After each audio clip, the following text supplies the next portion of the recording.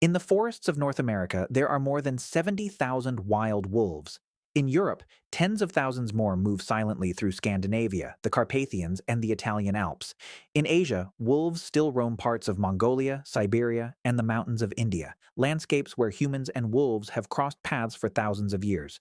For centuries, our two species have shared the same rivers, the same forests, the same mountain passes, sometimes just a few hundred feet apart, sometimes close enough to hear each other breathing in the dark. And yet, across the last 100 years, confirmed fatal attacks by healthy wild wolves on humans in North America can be counted on one hand. Not hundreds, not dozens, a handful. Compare that to almost any other large predator on Earth, and the number becomes almost impossible to believe. So why, when a wolf and a human cross paths in the wild, does the wolf almost always vanish into the trees instead of attacking? The answer isn't luck. It isn't because wolves are naturally gentle creatures, and it isn't some peaceful myth invented by nature documentaries. It's something stranger, something buried deep in their biology, their history, and a brutal lesson they learned from us over thousands of years. A lesson so powerful, it may have permanently altered the instincts of an entire species. And once you understand it, you'll never look at a wolf attack headline the same way again. Here's what makes this so strange. An adult gray wolf can weigh over 100 pounds. Its jaws can crush bone with far more force than a large domestic dog. A hunting pack working together can take down a bull elk weighing half a ton, or even bring down a bison nearly 10 times a single wolf's body weight. By every measure of size, speed, and raw power, a human standing alone in the woods should be an easy target. No claws, no fangs, no fur for protection against the cold, slower than almost every serious predator in the forest, easily outmatched in a direct physical confrontation. And yet, across centuries of overlapping territory, wolves have consistently chosen to walk away. Is it fear? Is it memory passed down somehow through generations? Is it something written directly into their genetics, waiting silently in their DNA? And if wolves really are this cautious, why do some attacks still happen? Why does history record wolf attacks that kill dozens of people in a single region, sometimes over the course of just a few terrifying years? Why did entire European villages once live in genuine fear of man-eating wolves? A fear so intense it shaped folklore, fairy tales, and hunting laws for centuries? Something doesn't add up. And the deeper scientists dug into this mystery, piecing together old records, DNA evidence, and modern field studies, the stranger and more fascinating the real answer became. To understand this mystery, we need to rewind the clock, not to a peaceful nature documentary, but to a much older, much darker relationship between our two species. For most of human history, wolves and humans were enemies. Farmers killed wolves to protect their livestock, the animals their entire survival depended on. European governments placed bounties on wolf heads for centuries, paying hunters for every pelt, every skull, every proof of a kill. In parts of France and Germany, wolf hunting wasn't just encouraged, it was mandatory law, with entire villages required to participate in organized hunts. In the United States, the story was just as brutal. Government-sponsored predator control programs, combined with widespread poisoning campaigns, pushed wolves to near extinction across almost the entire country south of Canada by the 1930s.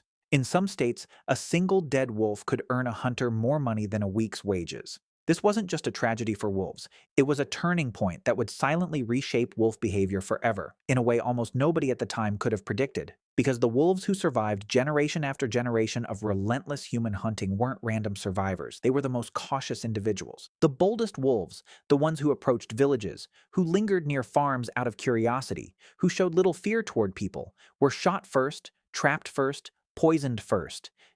Generation after generation, the boldest wolves disappeared from the gene pool. Only the shy ones, the wary ones, the wolves who fled at the first hint of a human silhouette, lived long enough to reproduce. Over time, something remarkable happened. Natural selection filtered wolf populations down to the wolves who feared humans the most. But here's the question that keeps scientists up at night. Is fear alone enough to explain this?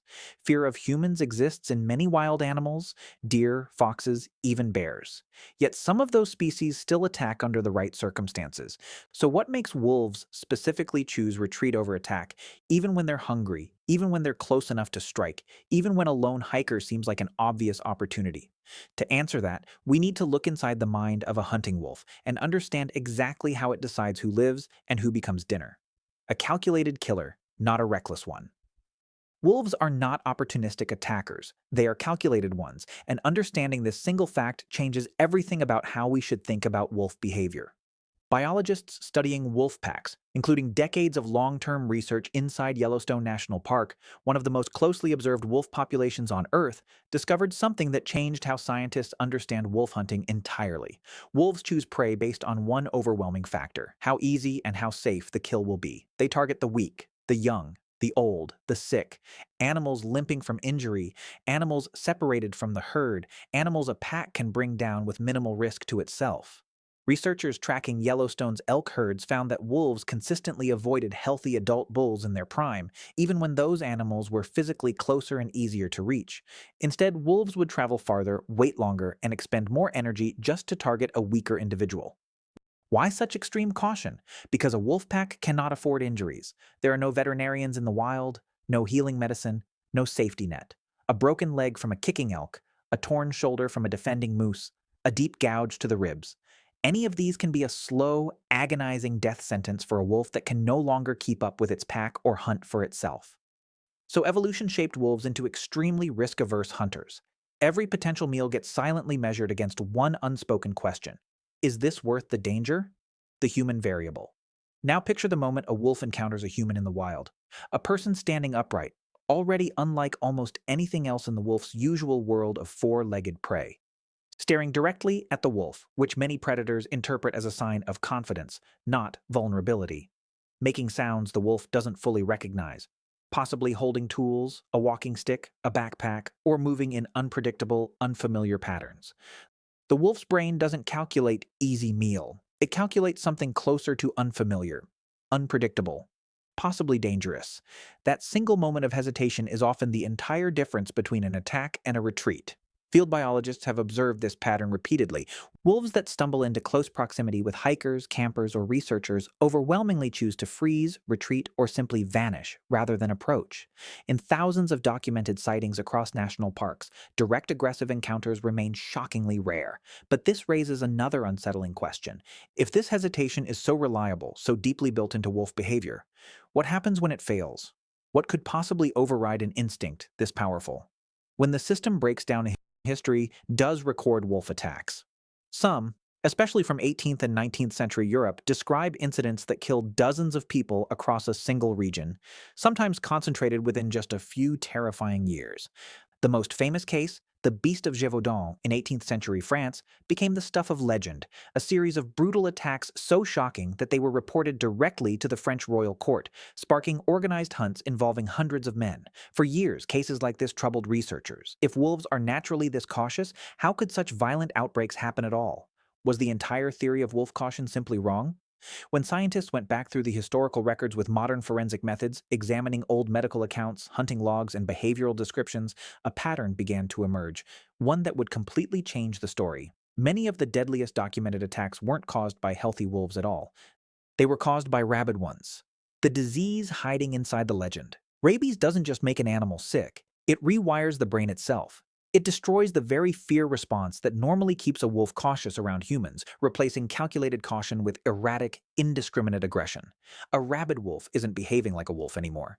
It's behaving like a disease wearing a wolf's body, attacking multiple targets in a single episode, ignoring self-preservation entirely, biting anything that moves. This single detail explains something that puzzled historians for generations: why some documented attacks involved a single wolf biting numerous victims across a short span of time and distance, a pattern almost never seen in healthy wolf behavior, but a textbook symptom of rabies infection.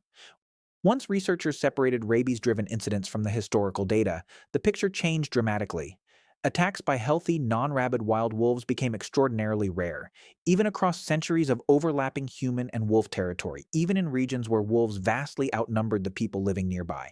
That discovery alone reshaped how scientists view the entire history of wolf attacks, turning centuries-old folklore into something far more explainable and far less mysterious than the legends suggested. But it still wasn't the strangest finding waiting to be uncovered. The sound nobody expected. In a series of field experiments, researchers played different recorded sounds near wolf territories using hidden speakers, then measured how quickly and how far the wolves fled. Some recordings were predator calls, like the roar of a mountain lion or the growl of a bear. Some were unfamiliar mechanical noises, and some were simply humans talking in an ordinary conversational tone, No shouting, no aggression, just casual speech. The results surprised everyone involved. Across nearly every trial, wolves fled fastest and farthest. Not from the predator calls, not from gunshots, not from aggressive shouting, but from the sound of ordinary human speech. Think about that for a moment. Wolves don't need to see a weapon to sense danger. They don't need to witness violence firsthand, or even see a human at all. The mere sound of a human voice functions as one of the most effective warning signals in the entire forest ecosystem, more powerful than the sounds of other predators wolves have evolved alongside for millennia. Generations of hard consequences, hunts, traps, gunfire, taught wolves a lesson written into their instincts. Where there is human speech, there is often risk. That single sound alone can end an encounter before it even begins, sending a wolf retreating long before it ever gets close enough for a human to notice. But if this warning system is so powerful, so deeply reliable, why does it ever fail in the modern world? Why do wildlife officials still occasionally report wolves lingering dangerously close to people, showing none of this instinctive fear at all? Here is where the story takes its sharpest turn. If wolves are this cautious by nature, why do modern attacks happen at all? Even the rare ones we do see today. The clearest documented cases share one common thread: habituation. This happens when wolves gradually lose their natural caution, not through aggression, but through repeated human contact involving food. Unsecured campsite garbage left out overnight, deliberate feeding by well-meaning tourists or residents hoping for a closer look, wolves lingering near towns or campgrounds because people, intentionally or not, taught them there was something to gain by staying close instead of fleeing. Once a wild animal learns to associate humans with food instead of danger, the entire internal calculation shifts. The wolf isn't becoming a more aggressive animal by nature. It isn't reverting to some hidden predatory instinct. It's being quietly retrained, meal by meal, encounter by encounter, to forget the exact fear that once kept both species safely apart. Wildlife officials have documented this exact pattern in several rare modern incidents, including cases in Canada where wolves that had become accustomed to human food sources showed drastically reduced caution compared to wild, unhabituated packs living just a few miles away. This is precisely why wildlife agencies across the United States and Canada emphasize one simple, non-negotiable rule: never feed wild wolves, not on purpose and not by accident. It isn't about kindness or cruelty. It's about protecting the fragile instinct that has kept two powerful species safely separated for thousands of years, an instinct that took countless generations to build and can be undone by nothing more than a careless sandwich left on a picnic table. So, why do wolves rarely attack humans? Not because they're incapable of it, not because they're passive, gentle animals living in effortless harmony with us by choice. It's because thousands of years of relentless human hunting created a species that instinctively treats humans as one of the most unpredictable, high-risk targets in the entire wild. A threat not worth confronting, no matter how hungry the pack becomes, no matter how close the opportunity seems. Layer onto that their naturally risk-averse hunting strategy, a strategy built to protect the pack from injury above all else, their almost universal fear response to human voices, a sound more frightening to them than the roar of another predator, and the fact that most historical wolf attacks trace back to disease rather than natural predatory behavior, and the pattern becomes undeniable. Wolves haven't stayed away from us by accident. They learned to, generation after generation, through consequences we imposed on them, whether we meant to or not, written slowly into their instincts by the harshest teacher imaginable, survival itself.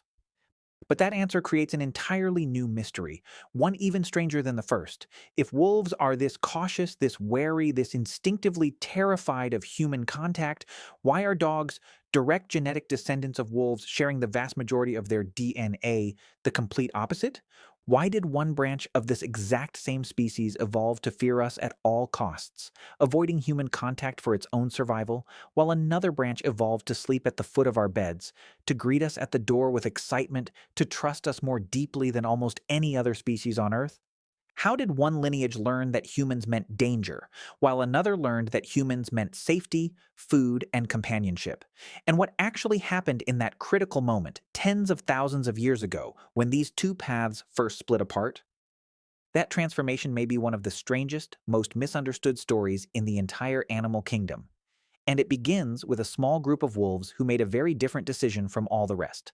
A decision that would eventually divide one species into two entirely different destinies, one hiding from humanity and one choosing to live beside it forever. We'll uncover that story soon. If you enjoy exploring the biggest questions about history, science, and the natural world, Subscribe to Nexorium. New documentaries like this arrive every week.